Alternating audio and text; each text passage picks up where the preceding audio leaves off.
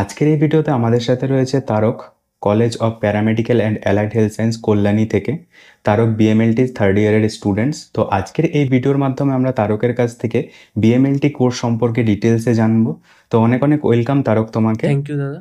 তো তুমি BMLT course করছো কোপাস মানে আমাদের কল্যাণী থেকে। হ্যাঁ তো তোমার জার্নিটা একটু যদি শর্টে শেয়ার করো। দাদা, জার্নি বলতে আমার এইচএস 2021 সালে তারপর আমি আচ্ছা। ডিসাইড করি যে নিটের মাধ্যমে এমবিবিএস পড়ার। তো সেই জন্য আর কি আচ্ছা। 2021-এর পর প্রায় 2 বছরের মতো প্রিপারেশন নিয়েছিলাম।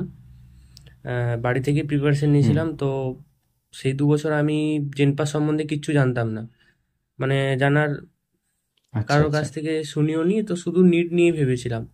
তো তারপরে হুম 2023 সালে একজনের কাছ থেকে শুনি যে জেনপাস পরীক্ষা হয় প্যারামেডিক্যালদের জন্য। তো সেখানে হুম। বিএমএলটি, সিসিটি, ওটিটি নানা রকমের কোর্স আছে, সে সম্বন্ধে জানতে পারি। তো তখন আমি জেনপাসটাও দিয়েছিলাম 2023 সালে। তো সেই 2023 সালে আমার আচ্ছা নিট ক্লিয়ার হলো না, খুব একটা ভালো রেজাল্ট হলো না। তো আমি সিদ্ধান্ত নিয়েছিলাম যে আমি জেনপাসের মাধ্যমে বিএমএলটিতেই যাব। বাঁকুড়াতে আমার হুম একটা পাশের বাড়ির কাকু সম্বন্ধে হয়, তো তিনি ল্যাব টেকনোলজিস্ট ছিলেন। তো ওনাকে দেখে আর হুম। কি ভালো লাগতো যে এই প্রফেশনটা ভালো। তো সেই ইয়েতে আমি বিএমএলটিটাতেই আচ্ছা ভর্তি হয়েছিলাম। বিএমএলটিটাকে আমি ফার্স্ট প্রিফারেন্স রেখেছিলাম। তো আমার আচ্ছা। জেনপাস 2023 সালে দিয়েছিলাম, র্যাঙ্ক ওই 1001 র্যাঙ্ক হয়েছিল। আমি ফার্স্ট চয়েস হুম রেখেছিলাম স্কুল অফ ট্রপিক্যাল মেডিসিন, তারপরে আমাদের এই কলেজ হুম কোপাস, তারপরে হুম। সিসিটি রেখেছিলাম, তারপরে ওটিটি রেখেছিলাম। তো ফার্স্ট চয়েসে আমার সিসিটি আচ্ছা অ্যালট হয়েছিল। তো আমি কলেজে এসে ভেরিফিকেশন করলাম এবং পরের রাউন্ডের জন্য আর কি বসলাম। তো তখন আমি সেকেন্ড রাউন্ডে আমি এই আমাদের কলেজটাতে বিএমএলটিটা পাই। আচ্ছা আচ্ছা। মানে তুমি কি জেনারেলে 1001 র্যাঙ্ক হ্যাঁ, করেছিলে? জেনারেলে 1001 র্যাঙ্ক করেছিলাম। স্কোরটা আমার এই মুহূর্তে মনে নেই। তোমাদের এই কলেজে আর কি কি কোর্স করানো হয়? আমাদের কলেজে সিসিটি করানো হয়, ওটিটি করানো হুম। হয়, পিএ হয় যেটা ফিজিশিয়ান আচ্ছা অ্যাসিস্ট্যান্ট। আর আচ্ছা। পারফিউশন টেকনোলজি যে কোর্সটা, সেটা 2023 পর্যন্ত ছিল। তোমাদের এই বিএমএলটিতে অ্যাডমিশনের সময় তুমি যখন অ্যাডমিশন নিয়েছো অ্যাডমিশনের সময় কত টাকা লেগেছিল? অ্যাডমিশনের সময় আমাদের ওই একবারই যেটা লেগেছিল 17,500 টাকা। মানে ওটা তুমি ফার্স্ট ইয়ারে দিলে, সেকেন্ড ইয়ারে কি আর কোনো ফিস দিতে না, হয়নি? প্রত্যেক বছরে 17,500 টাকা করে। ফার্স্ট ইয়ারে 17,500, সেকেন্ড ইয়ারে আচ্ছা 17,500, আবার থার্ড ইয়ারে 17,500। তো মানে আমি এখন থার্ড ইয়ারে আচ্ছা। উঠলাম। মানে ইয়ারলি? হ্যাঁ, ইয়ারলি। হুম তো আমি এখন থার্ড ইয়ারে হুম। উঠলাম, মানে আমার আর একবার লাগবে, দুবার দিয়েছি, আর একবার লাগবে। কোর্সে তো স্কলারশিপও নিশ্চয়ই দেওয়া হ্যাঁ, হয়? স্কলারশিপ দেওয়া হয়। 60,000 করে পাওয়া যায় 3 বছর। এইচএসে 60% নাম্বারের ভিত্তিতে কলেজের ফার্স্ট ইয়ারের স্কলারশিপটা দেওয়া হচ্ছে। তারপরে হুম। কলেজ চলাকালীন ফার্স্ট ইয়ারে যদি 60% নাম্বার থাকে তাহলে সেটা সেকেন্ড ইয়ারে দেওয়া হয়। আর সেকেন্ড ইয়ারে 60% আচ্ছা থাকলে সেটা থার্ড ইয়ারে দেওয়া হয়। আর থার্ড ইয়ারে 60% পেলে আর দেওয়া হয় না, মানে থার্ড ইয়ার কমপ্লিট হলে তো ইন্টার্ন, তো আর দেওয়া হয় মানে না, টোটাল কমপ্লিট 3বার দেওয়া হয়ে হয়। গেলে তারপরে আর দেওয়া হ্যাঁ হয় না।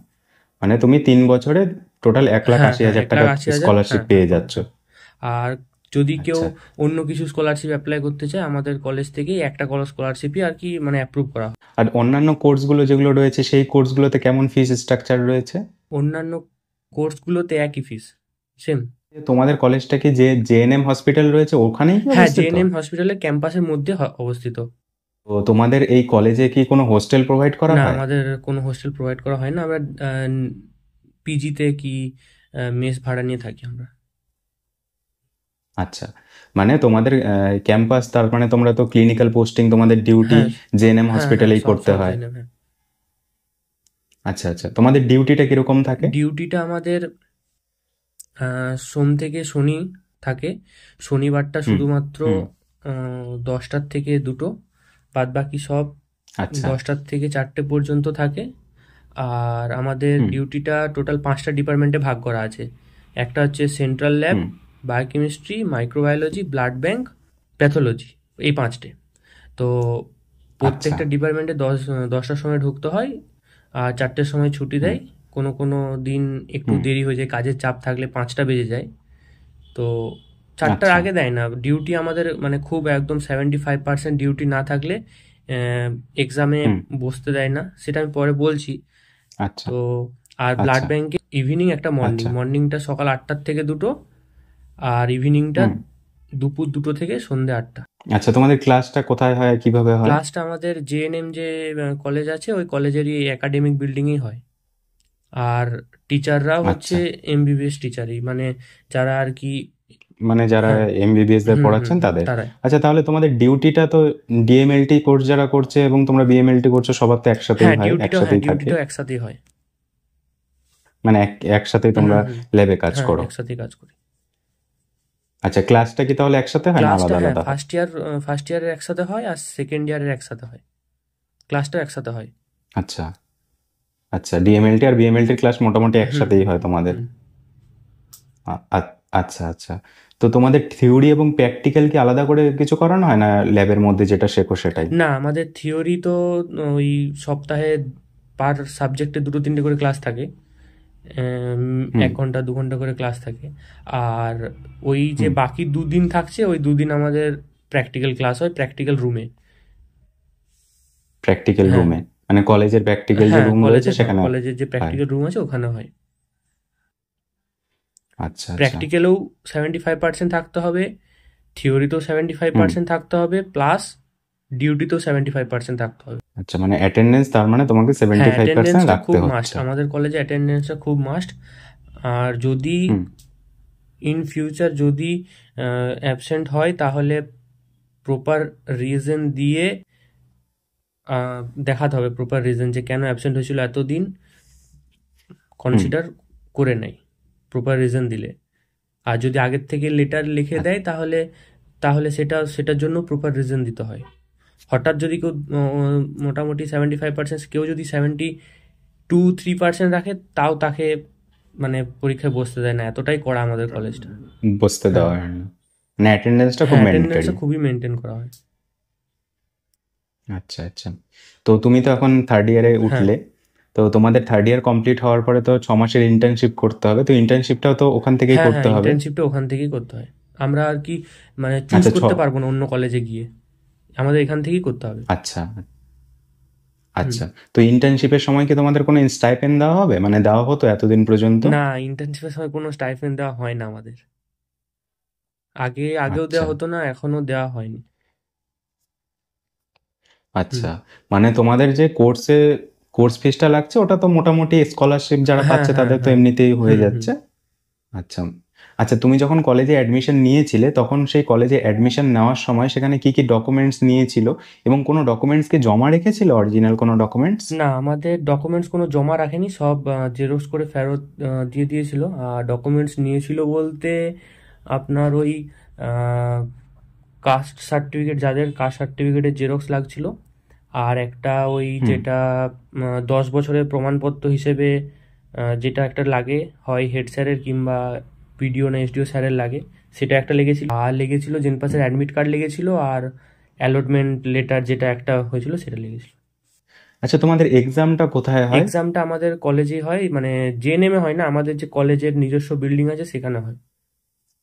আ- আচ্ছা, তোমাদের নিজস্ব যে বিল্ডিংটা রয়েছে হ্যাঁ অ্যালাইড হেলথ হ্যাঁ সায়েন্সের হ্যাঁ সেখানটায় হয়? আচ্ছা। তো তোমাদের মানে তোমরা যখন ফাইনাল এক্সাম দেবে, কারণ এখানে তো সেমিস্টার না, সিস্টেম নেই, সেমিস্টার নেই, অ্যানুয়াল হ্যাঁ। সিস্টেম, তো এর আগে তো হ্যাঁ ইন্টারনাল হ্যাঁ, এক্সাম ইন্টারনাল হয় হয়, খুব নিশ্চয়ই? ভালোভাবে হয় আমাদের।